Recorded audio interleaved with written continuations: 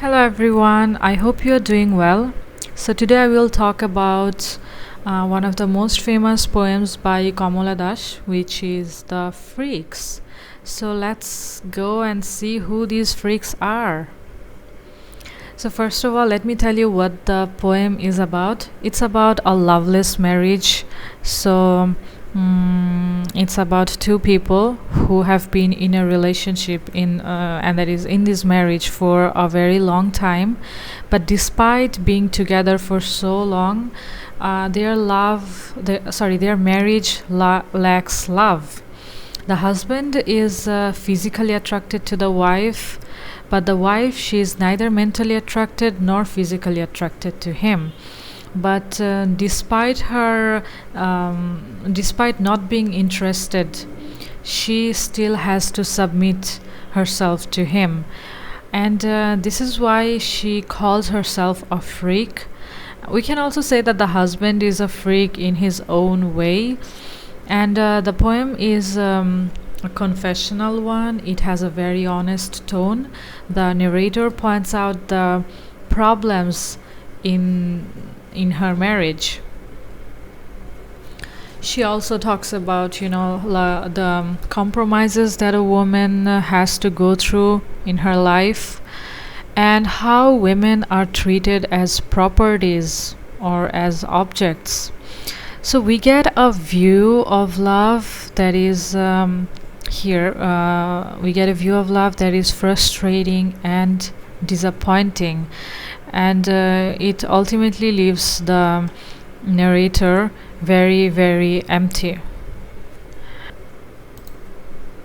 Okay, so let's have a look at the first part of this poem.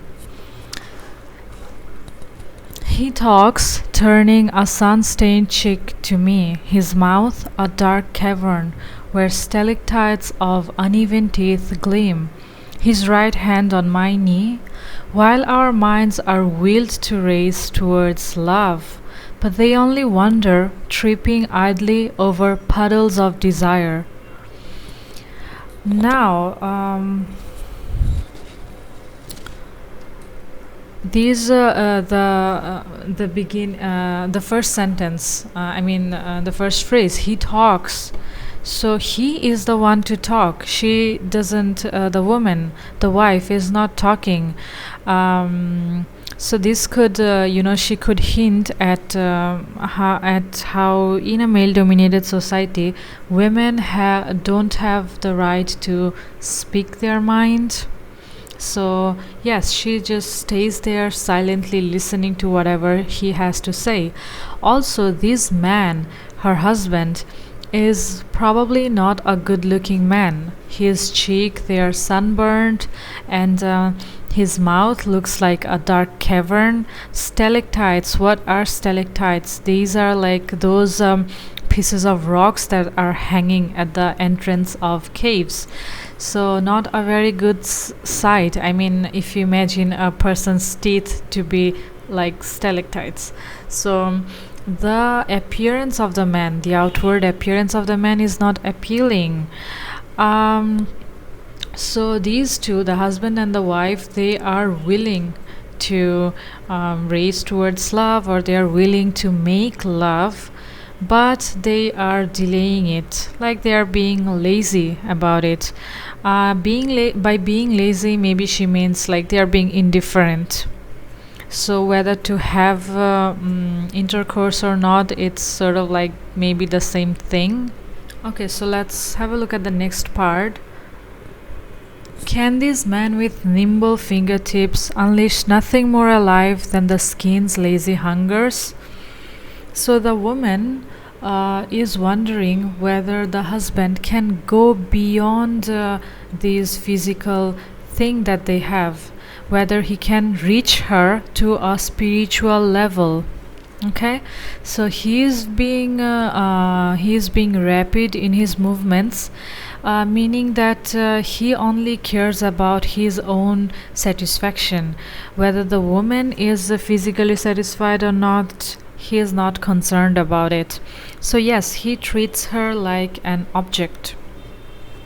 Who can help us who have lived so long and have failed in love. The heart, an empty cistern, wading through long hours, fills itself with coiling snakes of silence. Okay, so these the marriage is not a new one.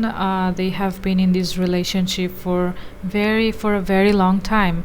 But despite being together for so long, they still have failed to reach each other to a spiritual level, and that is what the woman is craving for. She is craving for a spiritual connection that goes beyond this physical attraction. So her heart is an empty cistern. It's an empty tank that is waiting to be filled by pure love.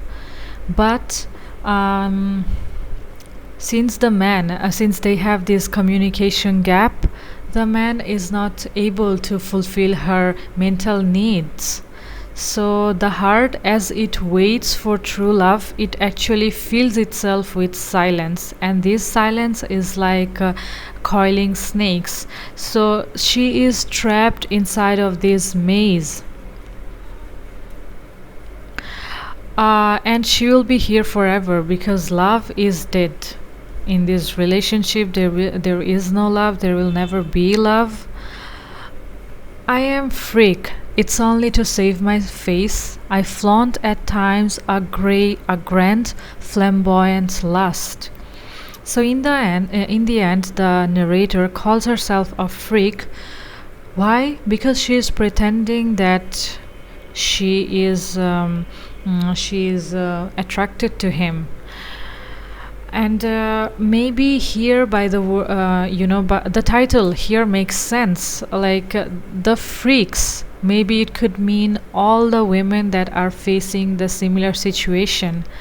So it's either all these women who share this common problem, or it's just her and her husband, who these two people who have failed in marriage.